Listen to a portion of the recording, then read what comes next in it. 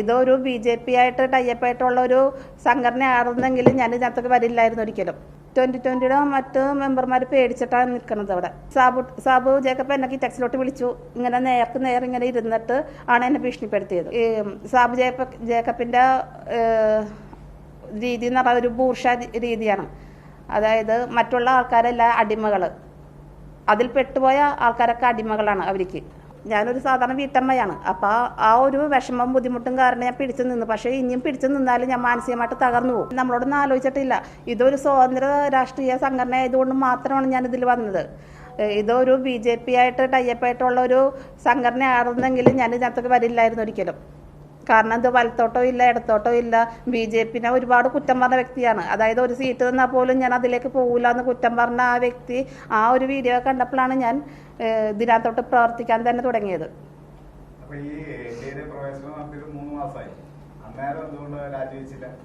ഞാൻ NDAയിലെ പ്രവേശനം നടത്തിയിട്ട് മൂന്ന് മാസമായെങ്കിലും ഞാൻ ഇതിനകത്ത് പിടിച്ചു നിന്നായിരുന്നു. കാരണം വെച്ചാൽ എന്നെ ജയിപ്പിച്ച ഒരു സംഘടനയാണല്ലോ. മറ്റുള്ള ആൾക്കാരോട് ഞാൻ എന്ത് പറയും ഞാനൊരു സാധാരണ വീട്ടമ്മയാണ്. അപ്പോൾ ആ ഒരു വിഷമം ബുദ്ധിമുട്ടും കാരണം ഞാൻ പിടിച്ചു നിന്ന്. പക്ഷേ ഇനിയും പിടിച്ചു നിന്നാലും ഞാൻ മാനസികമായിട്ട് തകർന്നു പോകും. ഒരു പക്ഷേ ഞാൻ ആത്മഹത്യ ചെയ്യേണ്ട അവസ്ഥ വരും. അതുകൊണ്ട് മാത്രമാണ് ഞാൻ ഇപ്പോൾ രാജിവെച്ചത്. അതിന് ഞാൻ പറഞ്ഞപ്പോഴാണ് എന്നെ കുറേ ഭീഷണിപ്പെടുത്തിയത്. അതുമാത്രമല്ല അവർ ഒരുപാട് കമ്മിറ്റികൾ വിളിച്ചായിരുന്നു. ആ കമ്മിറ്റിയിലൊക്കെ എന്നെ ശരിക്കും പറയാൻ ക്രൂശിക്കുകയായിരുന്നു. ഒരുപാട് മാനസികമായിട്ട് ക്രൂശിക്കുകയായിരുന്നു. 2020 മറ്റ് മെമ്പർമാർ പേടിച്ചിട്ടാണ് നിൽക്കുന്നത് അവിടെ. പേടിച്ചിട്ടെന്ന് വെച്ചാൽ അവർക്ക് ഒരു 20,000 രൂപ വെച്ച് കിട്ടും. പക്ഷേ ആ 20,000 രൂപ ഇപ്പം കൊടുക്കുന്നില്ല, 15 രൂപ കൊടുക്കുന്നത്. ആ ഒരു പൈസക്ക് വേണ്ടിയും പിന്നെ ഇവരുടെ ഇതിൽ നിന്ന് പോന്നാൽ ഇവരുടെ ജീവൻ ഭീഷണിയാണെന്നുള്ളൊരു പേടി. എൻ്റെ ഒരു ധൈര്യം മറ്റുള്ളവർ കാണിക്കുന്നില്ല എന്നുള്ളൂ. സാബു ജേക്കബ് എന്നെ ടെക്സിലോട്ട് വിളിച്ചു. ഇങ്ങനെ നേർക്ക് നേർ ഇങ്ങനെ ഇരുന്നിട്ട് ആണ് എന്നെ ഭീഷണിപ്പെടുത്തിയത്. അതെനിക്ക് റെക്കോർഡ് ചെയ്യാനൊന്നും പറ്റില്ല. കാരണം വെച്ചാൽ അതൊരു കൊട്ടാരം പോലത്തെ ഒരു സ്ഥലമാണ്. ആ സ്ഥലത്തേക്ക് അവരുടെ പെർമിഷൻ ഇല്ലാതെ കയറാനും പറ്റില്ല, ഇറങ്ങാനും പറ്റില്ല. അതിങ്ങനെ തമ്പൊക്കെ വെച്ച് കയറുന്ന ഒരു സ്ഥലമാണ്. അപ്പം ആ സ്ഥലത്ത് വെച്ച് നമുക്ക് ഇയാൾ പറയുന്നതെല്ലാം കേട്ടിരിക്കാനേ പറ്റുള്ളൂ. അയാളെ എതിർക്കാനൊന്നും പറ്റില്ല. ഞാൻ പ്രതികരിച്ചായിരുന്നു. അതുകൊണ്ടാണ് എന്നെ ഭീഷണി മുഴക്കിയത്. ഞാൻ സാബു ജേക്കബിനോട് നേരത്തെ പറഞ്ഞാണ്, കോർഡിനേറ്റർമാരോടൊക്കെ പറഞ്ഞാണ് ഞാൻ രാജിവെക്കാൻ പോവാന്ന്. അപ്പോൾ പറഞ്ഞതെന്ന് വെച്ചാൽ നിങ്ങൾ ബാലജാബല്യം കാണിക്കരുതെന്നാണ് പറയുന്നത് കോർഡിനേറ്റർമാർ. ഇപ്പോൾ രാജിവെച്ചതിന് ശേഷം താങ്കൾ മറ്റുള്ള മെമ്പർമാരുമായി ആശയവിനിമയം നടത്തിയിരുന്നു? ഏത് 2020 മെമ്പർമാരുമായിട്ടാ? ഇല്ല. അവരാരെന്നെ വിളിക്കാറില്ല. ഞാൻ NDA എതിർത്തപ്പോൾ തുടങ്ങി അവരെ എന്നെ ഒറ്റപ്പെടുത്തിയൊരവസ്ഥയായിരുന്നു. പേടിച്ചിട്ട്. അതായത് 11ാം വാർഡ് മെമ്പറാണ് ഇതിനെല്ലാം തുടക്കം പറഞ്ഞത്. 13ാം വാർഡ് മെമ്പർ 11ാം വാർഡ് മെമ്പർ മഞ്ജു ജോർജ്, പുള്ളിക്കാരത്തിയാണ് ഇതിനെല്ലാം തുടക്കം ഇട്ടതും. ഇവിടെ നടക്കുന്ന കാര്യങ്ങളെല്ലാവരും, പഞ്ചായത്തിൽ നടക്കുന്ന കാര്യങ്ങളെല്ലാവരും കോർഡിനേറ്റർമാരെ അറിയിക്കുന്നതൊക്കെ ഈ വ്യക്തിയാണ്. ഈ ഇലക്ഷനുമായി ബന്ധപ്പെട്ട് വീട് കയറുമ്പോൾ ഇപ്പോൾ കിറ്റും മറ്റു സാധനങ്ങളൊക്കെ കൊടുക്കുന്നുണ്ട് എന്ന് പൊതുവെ ഒരു പരാതിയുണ്ട്. ശരിയാണ്? കിറ്റ് അവർ ഇപ്പൊ കൊടുത്തെന്നറിയില്ല. കഴിഞ്ഞ പഞ്ചായത്ത് ഇലക്ഷന് മുമ്പ് കൊടുത്തായിരുന്നു. നിയമസഭാ തെരഞ്ഞെടുപ്പിൽ അതിനെപ്പറ്റി ഇപ്പം എനിക്കറിയില്ല. കാരണം വെച്ചാൽ ഞാനിപ്പോൾ അവരെന്നെ ഒരു കാര്യത്തിനും വിളിക്കാറുമില്ല, അറിയിക്കാറുമില്ല.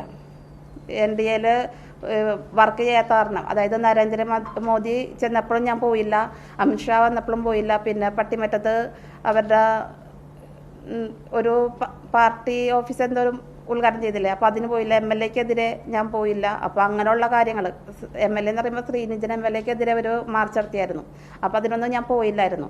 അപ്പോൾ അതുകൊണ്ട് തന്നെ അവരെന്നെ ഒറ്റപ്പെടുത്തി ഇട്ടേക്കണമായിരുന്നു. ആവശ്യപ്പെട്ടായിരുന്നു. എന്തുകൊണ്ടാണ് വരാത്തതെന്ന് ചോദിച്ചു എന്നോട്. വരൂല്ലെന്ന് ചോദിച്ചപ്പോൾ ഞാൻ പറഞ്ഞു വരില്ല, നിങ്ങൾക്കറിയാവുന്ന കാര്യമല്ലേന്ന് ചോദിച്ചപ്പോൾ പറഞ്ഞു എന്തുകൊണ്ടാണ് ഇത് വരാത്തതെന്ന് വെച്ചപ്പോൾ ഞാൻ പറഞ്ഞു നിങ്ങൾക്കറിയാവുന്ന കാര്യമല്ലേ, അതുകൊണ്ട് ഞാൻ വരില്ല. അപ്പോൾ വരാതിരിക്കുന്നതെന്ന് പറഞ്ഞപ്പോൾ ഞാൻ പറഞ്ഞില്ല, വരില്ല, നിങ്ങൾ പോകുമെന്ന് പറഞ്ഞ് ഞാൻ നടന്നു പോകുക ചെയ്തത്. അതും കോർഡിനേറ്റർമാരാണ്. 8ാം വാർഡിൽ അവർ ഒരു 4 പേര് ഇപ്പോഴും ഇങ്ങനെ വീടുകൾ കയറുന്നുണ്ട്. ഇവരെന്ന് വെച്ചാൽ ലോയാലിറ്റി കാർഡും കിറ്റാക്കി കൊടുത്ത ആൾക്കാരെ മയക്കണേണ്. പക്ഷേ ഇങ്ങനെ ജനങ്ങളെ വഞ്ചിക്കുന്ന ഒരു സംഘടന ആയതുകൊണ്ട് മാത്രമാണ് ഞാൻ ഇന്ന് പിന്മാറിയത്. നമ്മൾ ഈ സാബു ജേക്കബിൻ്റെ രീതി എന്ന് പറഞ്ഞാൽ ഒരു ബൂർഷ രീതിയാണ്. അതായത് മറ്റുള്ള ആൾക്കാരെല്ലാം അടിമകൾ, അതിൽ പെട്ടുപോയ ആൾക്കാരൊക്കെ അടിമകളാണ് അവർക്ക്. അപ്പോൾ ആ അടിമത്തം എനിക്ക് പറ്റാത്തത് കൊണ്ടാണ് ഞാൻ അതിൽ നിന്ന് പിന്മാറിയത്. എന്തോ 20 വരുന്നക്കാട്ടി മുമ്പ്, അതായത് ഇവര് വർണ്ണക്കടലാസിൽ പൊതിഞ്ഞ വിഷം എന്നൊക്കെ പറയില്ലേ, ആ ഒരവസ്ഥയായിരുന്നു. നമ്മൾ പുറമേ നോക്കുമ്പോൾ 2020 എന്നത് ഒരു നല്ലൊരു പ്രസ്ഥാനമായിട്ടാണ് നമുക്ക് കാണുന്നത്. കാരണം പാവപ്പെട്ടവരെ സഹായിക്കുന്നു, കിറ്റ് കൊടുക്കുന്നു. അപ്പോൾ അതൊക്കെ ഒരു സഹായം ഉള്ളതെന്നുള്ള ഇതിലാണ് നമ്മൾ 2020യെ നമ്മൾ നോക്കുന്നത്. പക്ഷെ അതിലേക്ക് ചെന്ന് കയറുമ്പോഴാണ് നമുക്ക് മനസ്സിലാകുന്നത് ഇത് വെറും പൊള്ളയായിട്ടുള്ള, വെറും എന്താ പറയുക, മുതലാളിത്ത വ്യവസ്ഥ എന്നൊക്കെ പറയില്ലേ, ആ ഒരവസ്ഥയാണെന്ന്. ആ പുള്ളിക്കാരന് ED ആയിട്ട് എന്തോ പ്രശ്നം ഉണ്ടായത് കൊണ്ടായിരിക്കാം BJP പോയത് എന്ന് ഇപ്പോൾ ഞാൻ ആലോചിക്കുകയാണ്. കാരണം വെച്ചാൽ വേറൊന്നുമല്ല, ഞാൻ ഒരു കാലത്തും ചെയ്യാത്ത ഒരു തെറ്റാണ് ആ പുള്ളി എന്നെ ആരോപിച്ചേക്കുന്നത്. ഞാൻ 20 ലക്ഷം രൂപ ഡീലാക്കിയിരുന്നു. ഇപ്പോഴും ഞാൻ 1 രൂപ പോലും ആരുടെ നിന്നും വാങ്ങിക്കാത്ത വ്യക്തിയാണ്. മാഡത്തിന്റെ വീഡിയോ വ്യാപകമായിട്ട് 2020 ഗ്രൂപ്പുകളിലും ഫേസ്ബുക്കിലെല്ലാം വരുന്നുണ്ട്. മാഡം ഡീൽ നടത്തുന്ന ഒരു വീഡിയോ ആണ് പ്രചരിപ്പിക്കുന്നത്. അത് ഡീൽ നടത്തുന്ന വീഡിയോ അല്ല. ആ പുള്ളിക്കെതിരെ നിയമ നടപടി സ്വീകരിക്കാൻ ഞാൻ ആളല്ല. കാരണം വെച്ചാൽ എനിക്ക് ആ പുള്ളിയുടെ അത്രയും കോടീശ്വരനോ ഒന്നുമല്ല. എൻ്റെ അടുത്ത് 5 പൈസ ഇല്ലാത്ത, അതായത് ഞാൻ അന്നന്ന് ജീവിക്കുന്ന ഒരു വ്യക്തിയാണ് ജോലിയെടുത്ത്. അപ്പോൾ ആ പുള്ളിനെ എതിർക്കാനുള്ള ഇതെനിക്കില്ല. പുള്ളിന്ന് വെച്ചാൽ എല്ലാത്തിലും കേസ് പറഞ്ഞ് എല്ലാവരെയും എന്താ പറയുക, അടിമകളാക്കി കൊണ്ട് നടക്കുന്ന ഒരു വ്യക്തിയാണ്.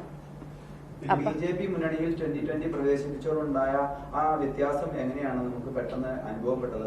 BJP മുന്നണിയിലേക്ക് പ്രവേശിച്ചപ്പോൾ ഉണ്ടായ വ്യത്യാസം 2020യിൽ നിന്ന് അവർക്ക് വെച്ചാല് BJP മുന്നണിയിൽ വന്നപ്പോൾ ഇവർക്ക് ഒന്നുകൂടി ധൈര്യമായി. ഇവര് പറയണത് ഇന്നൊരു പാർട്ടിക്കാരും നമ്മളെ തൊടില്ല, ഇന്നൊരാൾക്കാരും നമ്മൾ ഇതാക്കില്ല എന്ന് പറഞ്ഞിട്ട് അവര് ഭയങ്കര ധൈര്യത്തില് എന്താ പറയാ ഒന്നുകൂടി അടിമയാക്കുകയാണ് ആൾക്കാരെ. 2020 പ്രവർത്തിച്ചു തുടങ്ങിയിട്ട് എത്ര കാലമായി? ഞാൻ അധികം നാളൊന്നും ആയിട്ടില്ല. സ്ഥാനാർത്ഥിയാക്കാനായിട്ടുള്ള സമയത്ത് മാത്രമാണ് 2020ലേക്ക് വന്നിട്ടുള്ളത്. കുറച്ച് ആ പഞ്ചായത്ത് ഇലക്ഷന് മുമ്പ് കുറച്ച് നാളെ ഞാൻ വർക്ക് ചെയ്തിട്ടുണ്ട്. പക്ഷെ അത് എന്നെ നിർബന്ധിച്ച ആൾക്കാർ കൊണ്ടുപോയി. ഞാൻ വീട്ടിൽ വരുന്നിട്ട് നിർബന്ധിച്ച ആൾക്കാർ കൊണ്ടുപോയതാ.